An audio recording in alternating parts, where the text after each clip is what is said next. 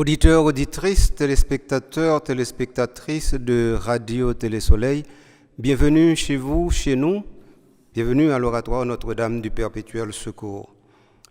Aujourd'hui, j'ai le plaisir de vous introduire à un petit texte qui sera lu sous peu pour vous expliquer un certain nombre de petites choses que vous pensiez savoir ou que vous deviez savoir, mais qui sont ordinairement des choses non sues ou mal sues ou inconnues, mal connues, même méconnues. Qu'est-ce que la dévotion? Qu'est-ce que la dévotion catholique? Qu'est-ce qu'une neuvaine? Qu'est-ce qu'une neuvaine préparatoire? Combien de sortes de neuvaines avons-nous dans l'Église? Peut-être que ces questions, vous avez déjà des réponses pour elles, mais ce n'est pas tout le monde qui en a.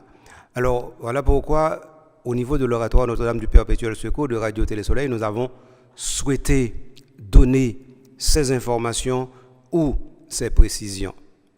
Alors, Sœur Gerline Ambroise va vous introduire à tout cela, c'est-à-dire va vous faire entrer à l'intérieur de tout cela par un texte qu'elle va lire pour moi, pour vous, pour nous.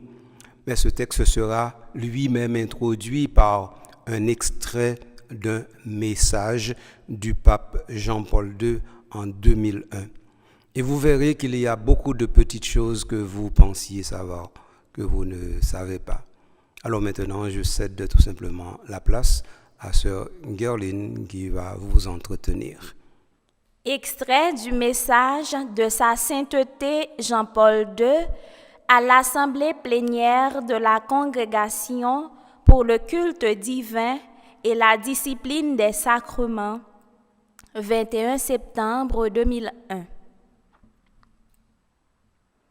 La célébration liturgique présidée par le prêtre est une assemblée priante, rassemblée dans la foi et attentive à la parole de Dieu. Son premier but est de présenter à la divine majesté le sacrifice vivant, pur et saint, offert sur le calvaire une fois pour toutes par le Seigneur Jésus, qui se rend présent chaque fois que l'Église célèbre la Sainte Messe pour exprimer le culte dû à Dieu en esprit et en vérité. La religiosité populaire qui s'exprime dans des formes diversifiées et diffuses, quand elle est sincère, a comme source la foi et doit être par conséquent favorisée. Dans ses manifestations les plus authentiques, elle ne s'oppose pas au caractère central de la Sainte Liturgie, mais en favorisant la foi du peuple qui la considère comme une expression religieuse connaturelle, elle prédispose à la célébration des mystères sacrés. Une juste notion du rapport entre ces deux expressions de foi doit maintenir fermement certains points, et parmi ceux-ci, essentiellement que la liturgie est le centre de la vie de l'Église et qu'aucune autre expression religieuse ne peut s'y substituer ou être considérée au même niveau.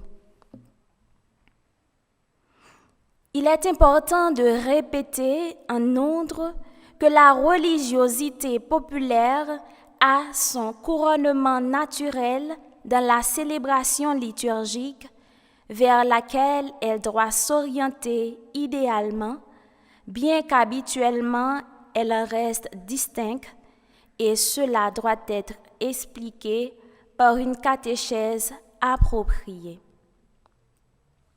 Les expressions de la religiosité populaire apparaissent parfois corrompues par des éléments incompatibles avec la doctrine catholique. Dans ce cas, il faut les purifier avec prudence et patience à travers des contacts avec les responsables et par une catéchèse attentive et respectueuse, à moins que des incohérences radicales ne rendent nécessaires des mesures claires et immédiates. Fin de l'extrait du message. Pour amorcer cette purification de l'expression de la religiosité populaire dans les dévotions, l'oratoire Notre-Dame du Perpétuel Secours vous donne, sœurs et frères, ce petit enseignement sur la dévotion et les neuvaines, espérant que ce début portera beaucoup de fruits pour l'ensemble du peuple de Dieu et spécialement pour ceux et celles qui fréquentent notre oratoire. Qu'est-ce que la dévotion? La dévotion vient du latin de et votum, réuni dans le mot devotio, ce qui explique que devotio et votum veut soit des réalités proches mais différentes. Devotio est un dévouement, un attachement, un sentiment religieux envers la divinité ou une personne. La dévotion dans la Rome antique était une forme spéciale de vœu par lequel on abandonnait aux dieux infernaux des personnes ou des choses expressément désignées, sans que l'auteur du vœu se charge d'accomplir lui-même le sacrifice des personnes et choses dévouées. La dévotion est un pacte ou contrat avec la divinité. Celle-ci est invitée à prendre l'offrande du requérant.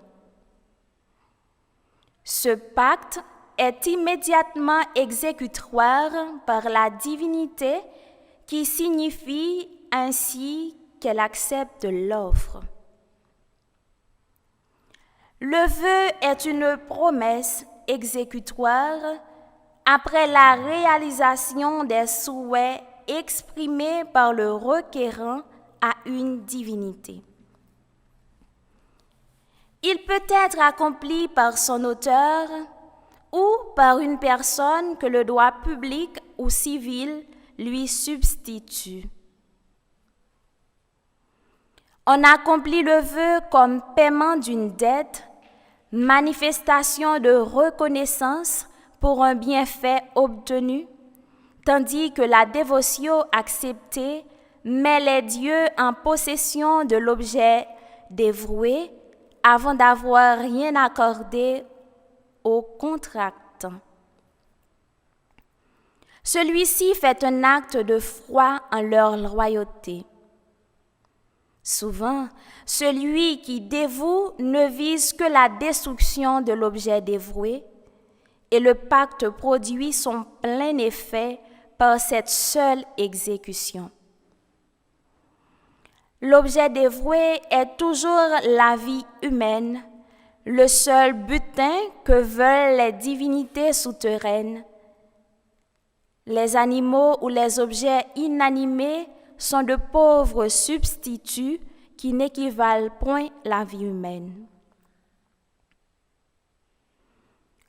Le mot dévotion s'utilisait dans le christianisme pour signifier certains actes rituels dont parle la Sainte Écriture et qui ne sont pas sans analogie avec la dévotion antique.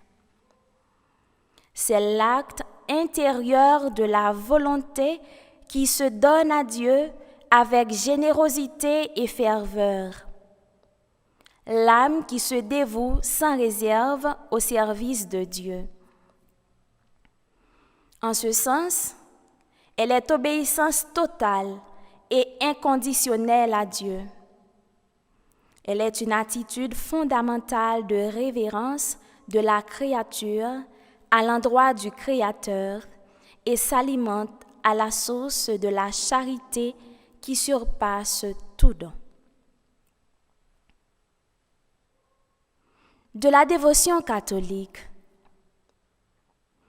Dans l'Église, la dévotion est attitude et pratique spirituelle envers Dieu, les saints.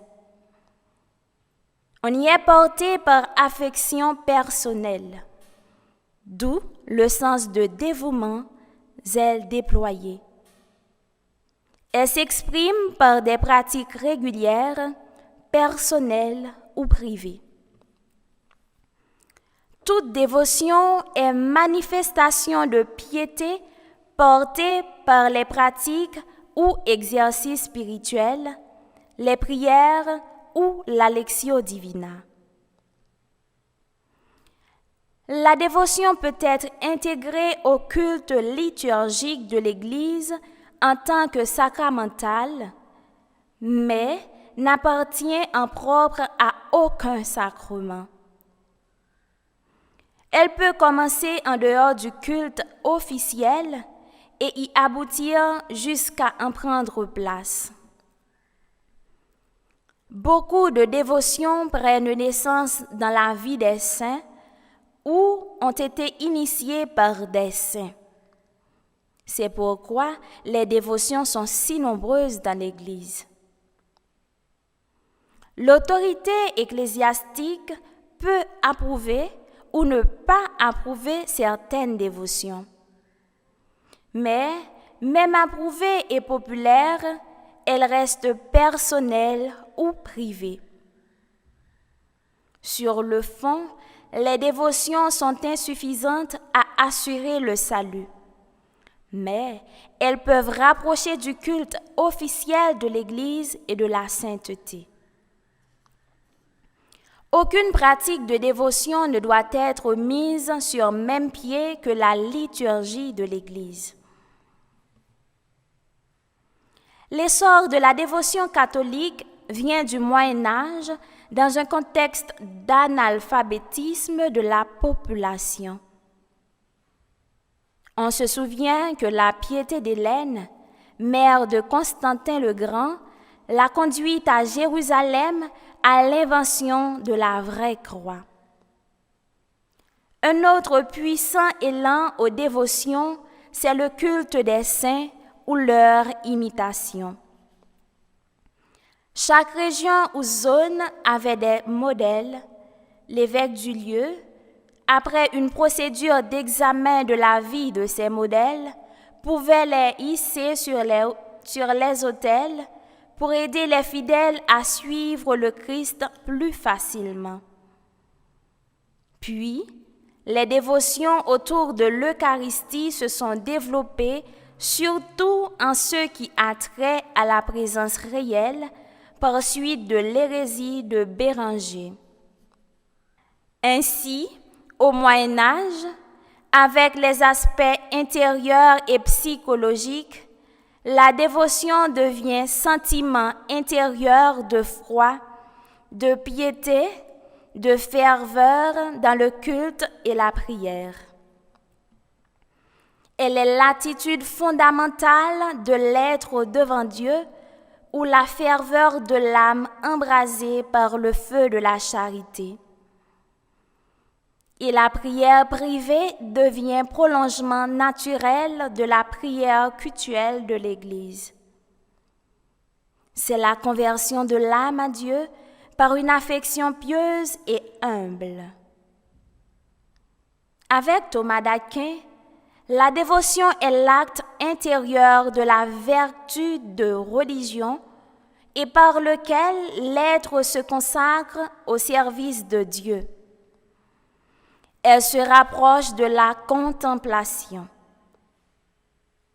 Dans les temps modernes, saint François de Sales la définit comme agilité et vivacité spirituelle par le moyen de laquelle la charité fait ses actions en nous. Notre dévotion à l'Eucharistie peut être des visites au tabernacle, les processions, la communion quotidienne, les adorations nocturnes devant le Saint-Sacrement, etc. Ainsi, Notre préférence doit aller aux dévotions révélées par le ciel et sanctionnées par l'autorité pontificale, donc approuvées par le magistère universel.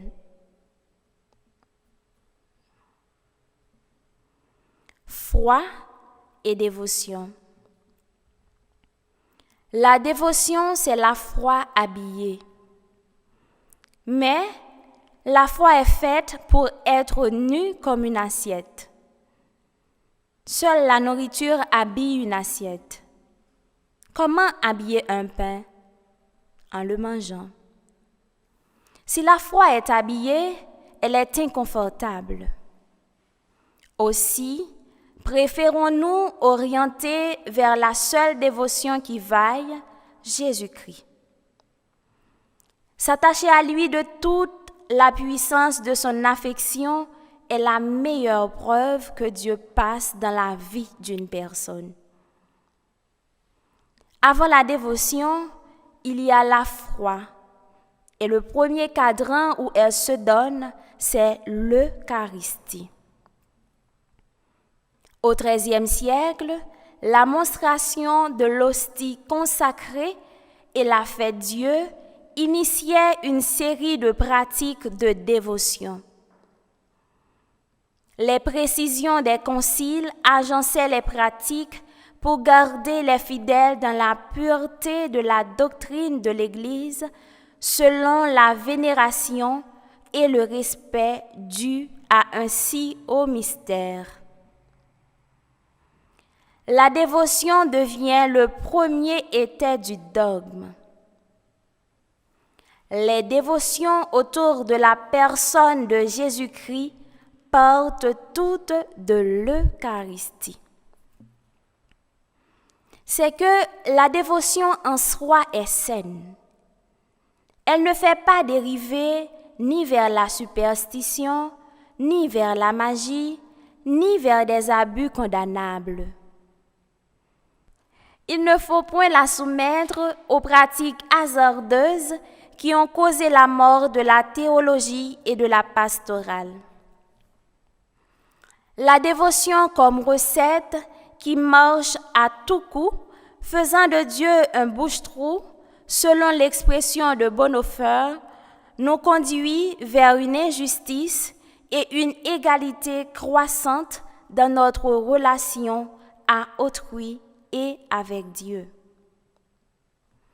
En effet, nous demandons à ce dernier de nous procurer tout ce dont nous avons besoin, même si ce serait au détriment des autres. Autrement, nous voulons un Dieu pour nous-mêmes, aussi égoïste que nous, aussi égocentré que nous. Faut-il une catastrophe dans laquelle tous sont perdus et nous seuls sauvés? Cela ne répugne guère à certains. Souvent, nous avons la fierté de promener ce Dieu comme un enfant docile qui obéit à nos caprices.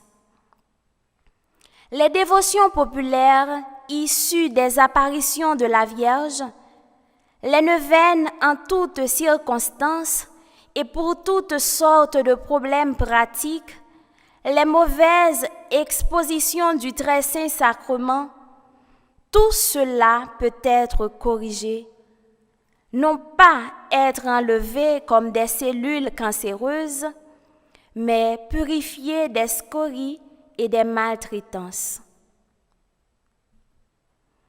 Le plus grand modèle de dévotion dans le monde et dans la littérature est Job.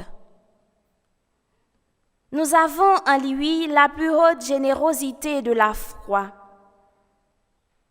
Job réalisa la prouesse de faire que ce qu'il est ne soit point ce qu'il a. Pouvons-nous ou voulons-nous l'imiter? Job est plus et mieux que ce qu'il a. C'est le plus pur dépouillement possible pour un seul être humain dans le plus abject abaissement. Il a survécu à 4 catastrophes quand nous serons incapables d'en subir une seule sans penser au suicide et au rejet implacable de Dieu. L'héroïque Job pense et croit que quand il aura tout perdu, Yahvé reste. Sachant qu'un Dieu juste ne peut souffrir la mort éternelle du juste et de l'innocent, quand nous sommes incapables de la foi nue, les dévotions viennent nous soutenir. Mais il nous faut nous dépouiller pour les accueillir dans leur sobriété. Il y en a de si belles comme l'adoration du Saint-Sacrement, la dévotion au Sacré-Cœur, la communion fréquente, les pèlerinages, la récitation enfantine du rosaire. Venons-en à une forme particulière de dévotion, la neuvaine. Des neuvaines en général.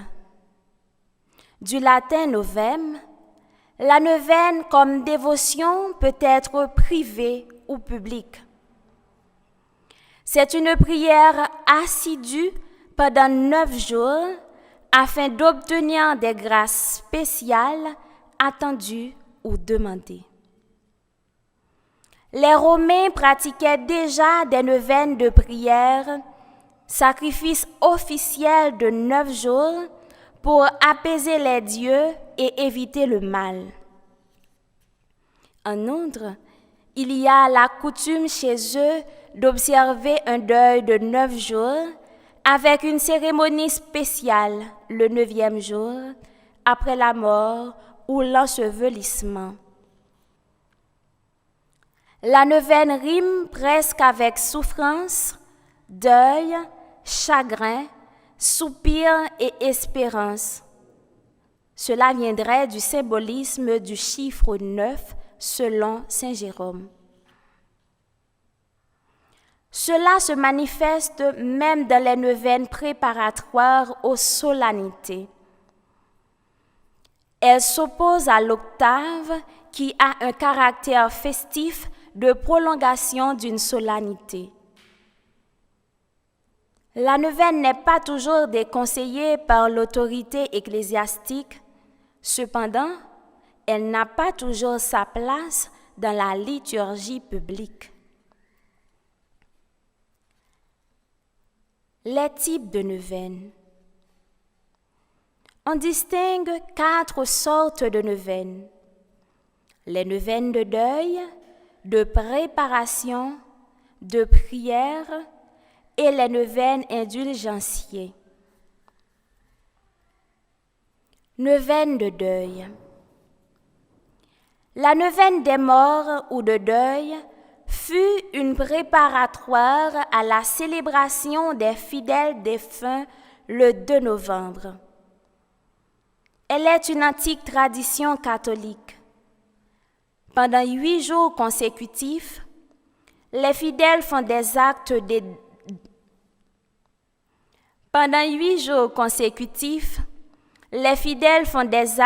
dévotion en suffrage des âmes du purgatoire par des prières, confessions, communions et œuvres de charité. Elle ne fut jamais introduite dans le calendrier liturgique. Ce fut une tradition populaire enracinée dans la dévotion aux défunts qui a son origine dans les traditions païennes de la Rome antique, mais très mal vue par Augustin. Elle connut une nouvelle vie au Moyen Âge. Elle est tombée en désuétude aujourd'hui. Neuvaine préparatoire. La neuvaine de préparation a son origine dans les 9 mois que Jésus avait passés dans le ventre de sa mère. Juste avant Noël, on célébrait 9 messes votives en l'honneur de Notre-Dame. et le peuple aimait à participer à cette célébration. Cette neuvaine, qui commémore les 9 mois passés par Jésus dans le ventre de sa mère, a été célébrée avec solennité dans un grand nombre de lieux en Italie, en France et en Espagne. Au début du XVIIIe siècle, cette neuvaine de Noël tenait une place si éminente que le sacré congrégation des rites avait permis la célébration solennelle avec exposition du Saint-Sacrement. Neuvaine de prière. En même temps que la neuvaine de préparation, la neuvaine de prière, proprement dite, est apparue, semble-t-il, chez les fidèles qui, dans leur détresse, s'adressaient aux saints avec une neuvaine, surtout dans le but de recouvrer la santé. Le foyer d'origine de cette neuvaine fut la France, la Belgique et l'Allemagne. La neuvaine la plus connue est celle à Saint-Hubert, qui existe encore. Ces neuvaines ont été rejetées aussi comme superstitieuses. Mais en dépit de cela, elle fut ou est en faveur auprès des fidèles et leurs nombreux effets, parfois miraculeux, n'y ont pas peu contribué. Nombre de miracles de ce genre sont cités dans les procès de canonisation.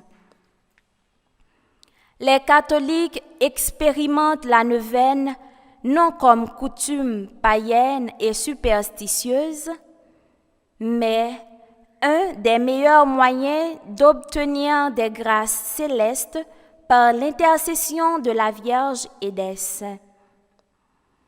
Elle porte en elle la confiance et la persévérance, deux qualités les plus importantes pour l'efficacité de la prière. Neuvaine indulgentiae. Une indulgence partielle est accordée aux fidèles qui invoquent pieusement un saint, notamment Saint Joseph, époux de la Vierge Marie, par des prières légitimement approuvées par l'Église. Ces éléments rassemblés pour soutenir l'éclat de la foi, sinon la purifier comme l'a voulu le pape Saint Jean-Paul II, sont importants pour nous guider sûrement sur le chemin de la fidélité à l'Église qui passe par la foi nue. Il ne faut point oublier que les dévotions ne sont point nécessaires au salut, que pendant les 10 premiers siècles, l'Église a fait les saints sans les dévotions les plus populaires que nous avons aujourd'hui. Aucun des pères de l'Église n'a récité le chapelet et fait l'exposition du Saint-Sacrement. Pourtant, ils n'étaient point moins chrétiens que nous. Ce qu'il nous faut, c'est accepter l'aventure de la foi et nous attacher à la Lectio Divina en nous disant avec le prophète Isaïe, « Cherchez le Seigneur tant qu'il se laisse trouver. » Isaïe chapitre 55, verset 6. Qu'au cours de notre neuvaine préparatoire à Notre-Dame du Perpétuel Secours, notre seul souci soit de chercher le Seigneur.